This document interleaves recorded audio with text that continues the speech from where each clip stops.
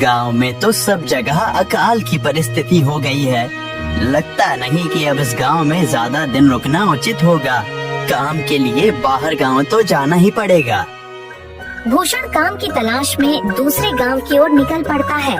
चलते चलते वह विजयपुर गांव में आ जाता है। वहां उसका रहने का कोई ठिकाना नहीं था और उसके पास कोई काम भी नहीं था।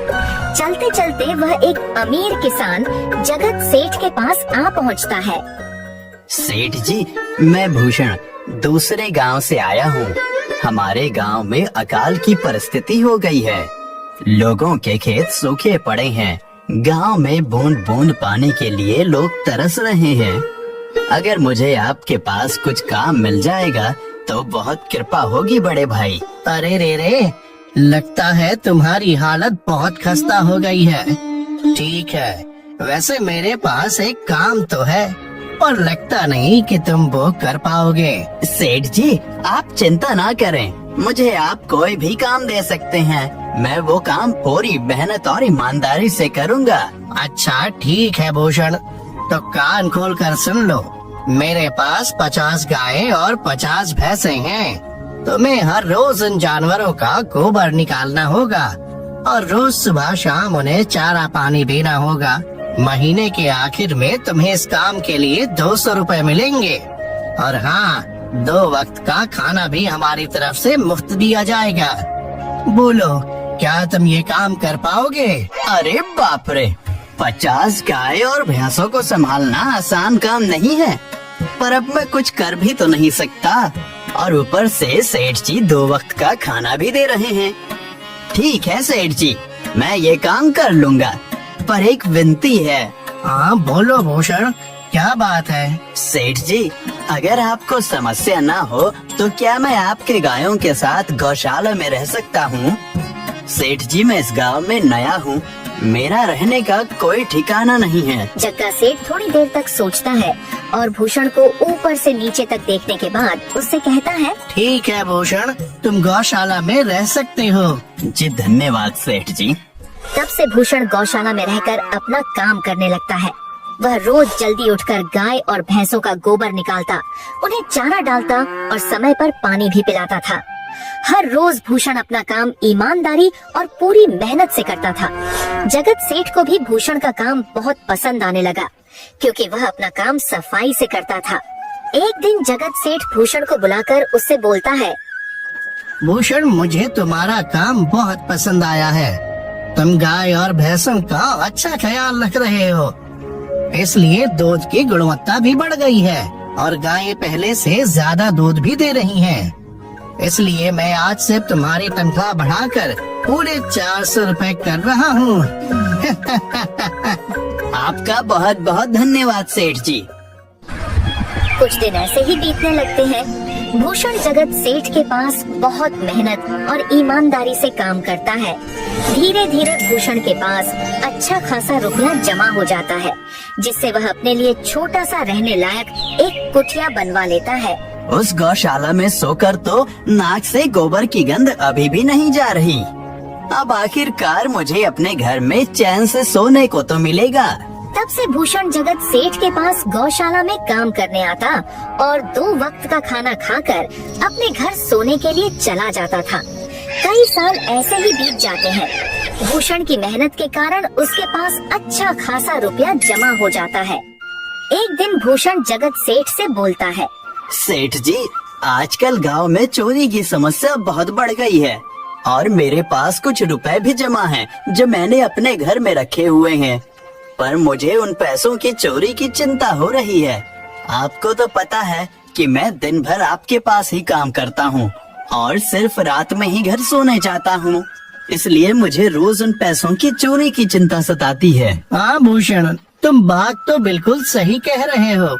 आए दिन गांव में नए नए चोरी के किस्से सामने आ रहे हैं और दिन भर तो तुम्हारा घर खाली ही रहता है, तो चोरी होने की संभावना तो जरूर है। जगत सेठ थोड़ी देर सोचता है और फिर भूषण से कहता है, देखो भूषण, ऐसे समय में तो गांव में एक ही जगह है जहां पर तुम्हारा धन सुरक्षित रह सकता है, और वो है जमींदार का घर। क्या जमींदार का घर? हाँ भूषण, इस गांव के जमींदार बहुत ईमानदार और दयालु हैं। ऐसा मैंने कुछ लोगों से सुना है, और उनके घर पर बहुत सारे पहरेदार भी हैं, तो चोरी होने की संभावना बहुत कम है। तुम अपने पैसे उनके पास रख सकते हो।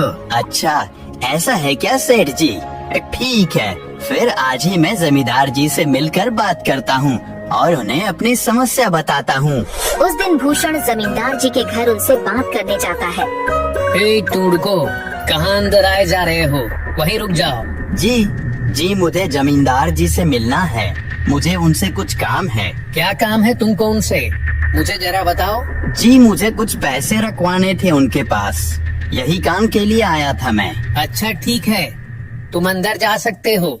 नमस्ते जमींदार जी, मैं भूषण जगत सेठ के यहाँ काम करता हूँ। कुछ साल पहले ही मैं दूसरे गांव से यहाँ आया हूँ। अच्छा भूषण, बोलो तुम्हारा क्या काम है मेरे पास? जमींदार जी, मैं सालों से जगत सेठ के पास काम कर रहा हूँ और मैंने कुछ रुपए भी जमा कर लिए हैं। पर बात यह है कि गांव में चोरी की समस्या बहुत बढ़ गई है, तो मुझे अपने रुपए घर में रखने से डर लग रहा है। अच्छा, कितने रुपए जमा किए हैं तुमने? जमींदार जी, यही कोई 5 से 6 हजार रुपए होंगे मेरे पास। वाह, ये तो बड़ी रकम है। मैंने आपकी ईमानदारी के बारे में लोगों से बहुत सुना है, इसलिए मैं अपनी रकम आपके पास कुछ वक्त के लिए रखने आया हूँ। हाँ भूषण, तुमने बिल्कुल सही सुना है।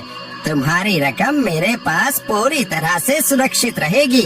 तुम अब चिंता ही छोड़ दो, मैं सब देख लूँगा। भूषण अपने पैसों की थैली जमींदार को दे देता है। ये पूरे 5,800 रुपए हैं, आप गिनकर देख लीजिए। गिनने की क्या जरूरत है? तुम तो जगत सेठ के आदमी हो, मुझे तुम पर पूरा विश्वास है। जमींदार जी, आपका बहुत बहुत धन्यवाद। अब मुझे चोरों का कोई डर नहीं है, क्योंकि मेरे पैसे सुरक्षित हाथों में हैं। अरे भूषण, कोई बात नहीं, धन्यवाद तो मुझे बोलना चाहिए, जो तुम मेरे पास आए अपने रुपए रखने के लिए। भूषण अपने पैसे जमींदार को देकर अपने घर चला जाता है। हाँ भूषण, तुम्हारे पैसे मेरे हाथों में ही अच्छे लगते हैं। ऐसे ही भूषण ईमानदारी और मेहनत से जगत सेठ के यहाँ काम कर रहा था। देखते ही देखते 2 साल ऐसे ही बीत जाते हैं। एक दिन भूषण सोचता है, अब बहुत साल हो गए जगत सेठ के यहाँ काम करते हुए। वैसे सेठ जी तो बहुत अच्छे इंसान हैं, पर सोच रहा हूँ कि खुद की जमीन लेकर उस पर मेहनत करूँ, तभी मैं बड़ा आदमी बन सकता हूँ। अब जो मेरे पास थोड़े कुछ पैसे हैं और जो जमींदार के पास कुछ पैसे संभालने के लिए दिए हैं, वो जमा करके थोड़ी जमीन खरीद लूँगा। आज ही जमींदार से मिलने जाता हूँ और अपने रुपए मांगता हूँ। ये सोचकर भूषण जमींदार जी के घर चला जाता है। जमींदार जी, मैं अपने रुपए वापस लेने आया हूँ। आपके पास मैंने 5,800 रुपए दिए थे संभालने के लिए। अरे भाई साहब, मैंने पहचाना नहीं आपको, वैसे कौन हो आप? अरे जमींदार जी, मैं भूषण हूँ। पिछले साल मैंने आपको पैसे संभालने के लिए दिए थे, याद आया कुछ? अरे भाई साहब, मेरे पास कितने सारे लोग आते जाते हैं पैसे रखने के लिए, और सभी के साथ मेरा अच्छा व्यवहार होता है। वैसे आपके पास कोई कागजात हैं क्या? क्योंकि मैं हर व्यक्ति से कागज पर ही व्यवहार करता हूँ। किसने कितने पैसे दिए, किसके कितने पैसे रखे हैं, सबका व्यवहार रहता है मेरे पास। जमींदार जी, ये आप क्या बात कर रहे हैं? आपकी ईमानदारी देखकर ही मैंने आपको पैसे दिए थे संभालने के लिए, और आप अब ऐसी बातें कर रहे हैं। कृपया करके मेरे पैसे मुझे वापस कीजिए।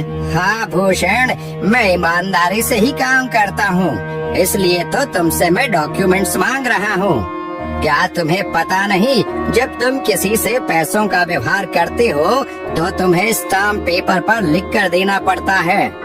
तुम किसी से भी पूछ सकते हो। नहीं जमींदार जी, मैं आपके पैर पड़ता हूँ, कृपया करके मेरे रुपए मुझे दे दीजिए। बड़ी मेहनत से मैंने वो पैसे जमा किए थे, मुझ पर ऐसा अन्याय ना करें। अरे क्या ये झूठ मूठ का रोना धोना लगाया है? लगता है तुम ढोंगी हो और मेरी ईमानदारी और भोलेपन का फायदा उठाकर मुझसे ये रुपए लेने आए हो।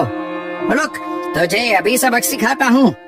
जमींदार अपने आदमियों को बुलाकर भूषण की पिटाई करने को कहता है। इसे तब तक मारो जब तक ये बेहोश न हो जाए। इस 2 कौड़ी के आदमी ने मेरी ईमानदारी पर सवाल उठाया है, इसे छोड़ना मत। जमींदार के आदमी भूषण को डंडे से खूब मारते हैं। फिर भूषण दुखी होकर अपने घर चला जाता है। भूषण के शरीर पर घाव के निशान स्पष्ट दिखाई दे रहे थे। 2 दिन से भूषण घाव के दर्द के कारण जगत सेठ के घर काम के लिए नहीं जा पाता है। इसलिए अगले दिन जगत सेठ भूषण के पास आ जाते हैं। वह देखते हैं कि भूषण खाट पर सो रहा है और वह बड़ा ही चिंता में नजर आ रहा है। भूषण भाई, तुम 2 दिन काम पर नहीं आए, क्या हुआ भाई? तबीयत ठीक है ना तुम्हारी? कुछ समस्या है क्या? अरे सेठ जी, आप खुद यहाँ आए हो। आप खबर भिजवाते तो मैं खुद चला आता। अरे भूषण, कोई बात नहीं, तुम्हें देखकर लगता है तुम बीमार हो। क्या हुआ है तुम्हें? जगत सेठ, क्या बताऊं, जिस जमींदार के पास पिछले साल मैंने अपने पैसे संभालने को दिए थे, वो आज मुझे पैसे वापस नहीं करना चाहता। वो बहुत लालची इंसान है, वो लोगों को ठग रहा है। और जब मैंने बाद में गिड़गिड़ाना शुरू किया तो उसने डंडे से मार मार कर मेरी पिटाई करवा दी और मुझे वहाँ से धक्के मार कर निकाल दिया। अरे बाप रे, ये तो बड़ा ही गंभीर विषय है। मैंने तो जमींदार के बारे में अच्छा ही सुना था, पर मुझे भी नहीं पता था कि वो इंसान इतना गिरा हुआ है। तभी मैं सोचूं, हर साल उसकी संपत्ति इतनी ज्यादा कैसे बढ़ रही है। मुझे माफ कर दो भूषण, मैंने ही तुम्हें जमींदार के पास जाने को बोला था। गलती तो मेरी भी है। नहीं जगत सेठ, आप तो मेरा अच्छा ही सोच रहे थे। ये तो उस जमींदार का लालच है। अब लगता नहीं मेरे पैसे उस जमींदार से वापस मिलेंगे भी। भूषण, मेरे पास एक तरकीब है जिससे मैं तुम्हारे पैसे तुम्हें वापस दिला सकता हूँ। जगत सेठ भूषण के कान में सारी तरकीब बताता है। ठीक है सेठ जी, हे ऊपर वाले, ये तरकीब कामयाब होने दीजिए। अगले दिन जगत सेठ बहुत सारे पैसों को एक सूटकेस में भरकर खुद जमींदार के घर जाता है। अरे जगत सेठ, आज आप खुद यहाँ? बोलो भाई, इस गरीब के घर कैसे आना हुआ? हमारा तो ये सौभाग्य है कि आप जैसे धनी आदमी के चरण हमारे घर में लगे हैं। नमस्ते जमींदार जी। अरे जमींदार जी, आप तो मुझे अब लज्जित कर रहे हैं। वैसे मैं कुछ महीनों के लिए दूसरे राज्य में व्यापार करने जा रहा हूँ। मैं ये लगभग 50,000 रुपए लाया हूँ। मुझे डर है कि कहीं ये चोरी ना हो जाए। क्या आप मेरे सारे पैसे अपने पास संभाल कर रख सकते हैं? आपके सिवाय इस गांव में और किसी पर भरोसा नहीं कर सकता। अरे जगत सेठ, ये भी कोई पूछने की बात है? मेरे पास आपके पैसे बिल्कुल सुरक्षित रहेंगे। आप निश्चित होकर व्यापार करने जा सकते हैं। इस बार तो बड़ी मछली हाथ लगी है। बार बार ऐसा मौका नहीं मिलता। भारी माल हाथ में लगने वाला है। तभी वहाँ पर भूषण आ जाता है। अरे भूषण, तुम? अच्छा हुआ तुम आ गए। मैं तुम्हारे पास ही आने वाला था। मुझे माफ करना, उस दिन तुम्हें पहचान नहीं पाया। इतने सारे लोग मेरे पास आते हैं तो जरा परेशानी होती है, पर मैं अपनी बातों का बड़ा पक्का हूँ। हाँ रुको, मैं तुम्हारे सारे पैसे अभी देता हूँ। जमींदार भूषण के सारे पैसे उसे लौटा देता है। माफ करना भूषण, मेरे आदमियों ने तुम्हारे साथ उस दिन बदतमीजी की। मैं आज ही उनको काम से निकालता हूँ। भूषण बिना कुछ बोले वहाँ से चला जाता है। अरे क्या बात है जमींदार जी, आप तो अपने बातों के बहुत पक्के हैं। तो ठीक है, मैं अपने सारे पैसे आपके पास रख सकता हूँ। जगत सेठ इतना बोल ही रहा था कि तभी वहाँ जगत सेठ का नौकर आ जाता है। मालिक, अब आपको बाहर के राज्य में जाने की कोई जरूरत नहीं है। अभी अभी व्यापारियों का संदेश आया है और उसने कहा कि वो खुद हमारे गांव आ रहे हैं। अरे ये तो बहुत बढ़िया बात हुई। अब मुझे इतनी दूर नहीं जाना पड़ेगा। सुन रहे हो जमींदार जी, व्यापारी यहाँ आ रहे हैं। अब मुझे नहीं लगता कि ये पैसे आपके पास रखने का कोई मतलब होगा। चलो, आपका बहुत बहुत धन्यवाद। आपने इतनी ईमानदारी दिखाई मुझे। हाँ, पर अगली बार जरूर आपके पास ही आऊँगा। ऐसा बोलकर जगत सेठ और उसका नौकर वहाँ से अपने पैसे लेकर चले जाते हैं। धत तेरी की, ये क्या हो गया? ये 50,000 तो चले गए और जो भूषण के 5,800 रुपए हड़प लिए थे वो भी चले गए। आपका बहुत बहुत धन्यवाद सेठ जी। अगर आज आप ना होते तो मेरी सारी जमा पूंजी वो जमींदार हड़प लेता। भूषण, कोई बात नहीं। जो व्यक्ति मेहनत और ईमानदारी से कमाता है, ऊपर वाले उसका कभी बुरा नहीं होने देते, और जो हराम की कमाई का खाता है उसका कभी अच्छा नहीं होने देते।